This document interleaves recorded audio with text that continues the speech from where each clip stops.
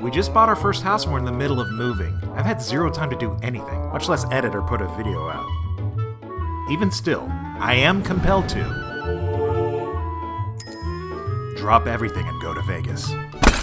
They say give the audience what it wants, and with that in mind, I'm paying you fan service, dropping everything and heading to Vegas again.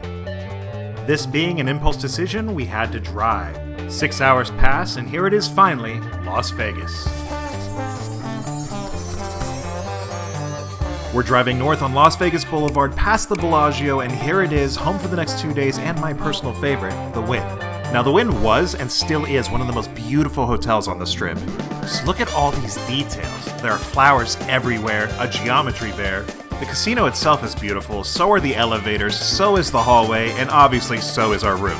Ooh. Always a nice room. I'm not going to pretend like this is my first time seeing it. I've been here 100 times. Never disappointing. That view, though, pretty nice. Got the golf course view this time. And one of the sphere I discovered as I leaned over a bit.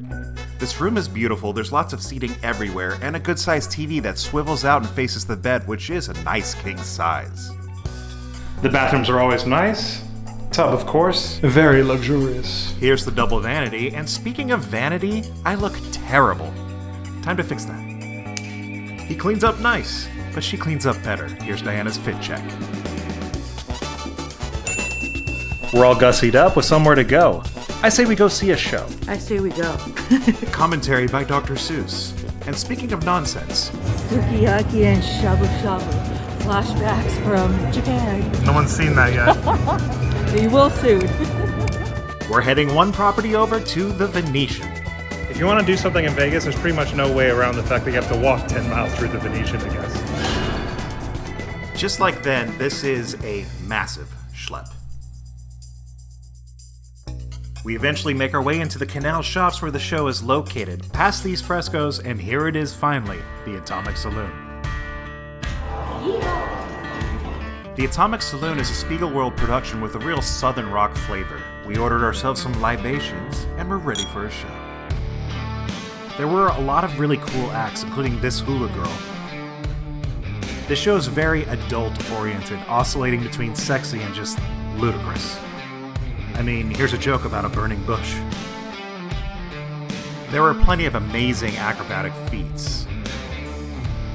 And also some jigs. The Atomic Saloon is another great Spiegelworld show. Just be prepared for a lot of interaction if you're in the front row like I was. Alright, that show was a lot of fun. I got sexually assaulted by every cast member, so good times. That's actually extremely a polite way of saying it, actually. Over the Sky Bridge and back to the Wynn. This is a Vegas video, and one must gamble, mustn't one? Once in the casino, I lit a cigar and decided to use that as sort of a divining rod to find the lucky slot.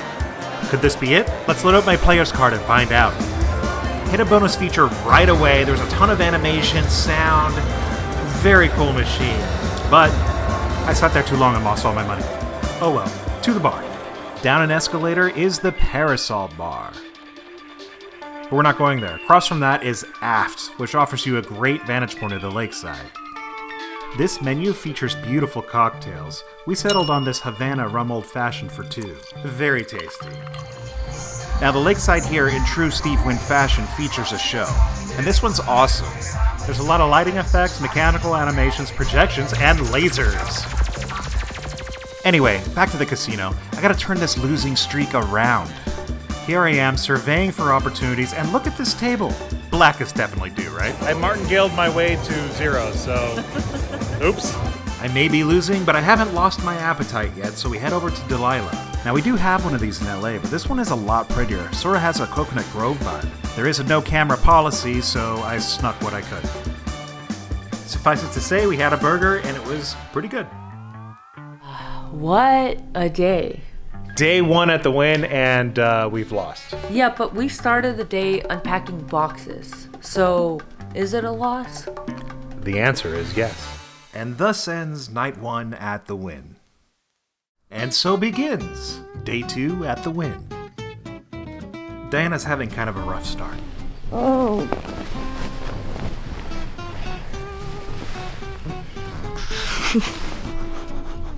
Wake up, babe. Good morning. Good morning. I needed to sleep in. That felt so good. So good, in fact, it seems she has some short-term memory loss. How did things go at the tables last night?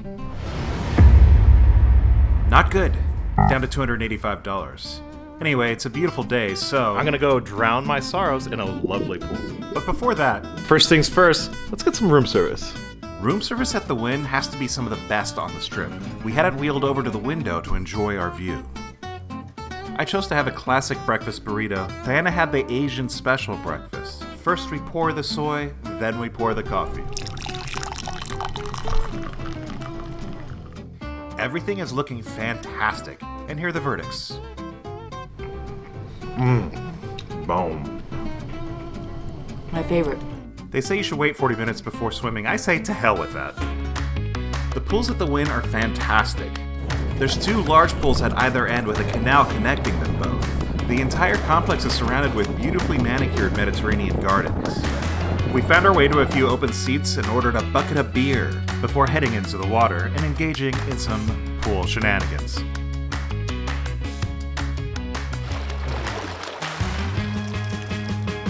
And here I am swimming down that canal I mentioned earlier. It's really great you can move between these 2 pools without having to get out of the water. And it's here actually that I was recognized for the first time from this channel. Anyway, great pool day, back to the room, where I invite you to be mesmerized by this Cheeto ad.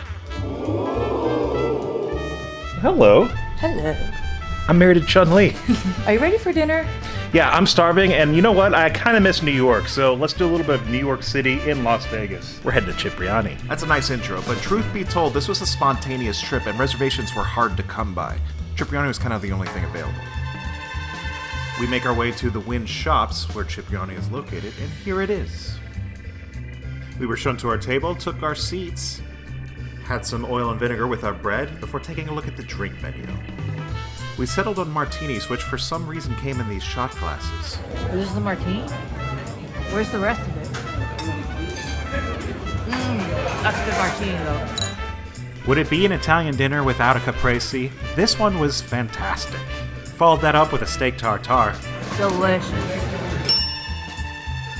Up next, another Italian classic, risotto. Something's missing though. Cheese. Clearly, we hated that. For the mains, I had a fantastic Via Limone. That's the best thing so far. Diana had the Angus tenderloin paired with mashed potatoes.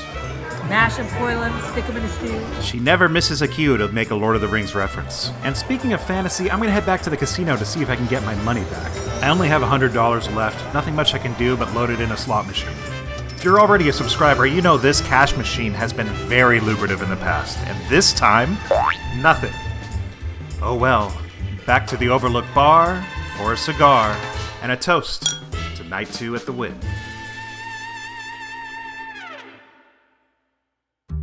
Good morning. Good morning. It's our final day in Vegas. We're just about to check out, but there's time enough for one final meal. How about brunch at Tableau? For my money, Tableau is the best brunch in Vegas. This restaurant is beautiful. We take our seats, Nice. open up the menu. I had a little coffee, of course, paired with some OJ. Diana had this beautiful strawberry mimosa. That is so pretty.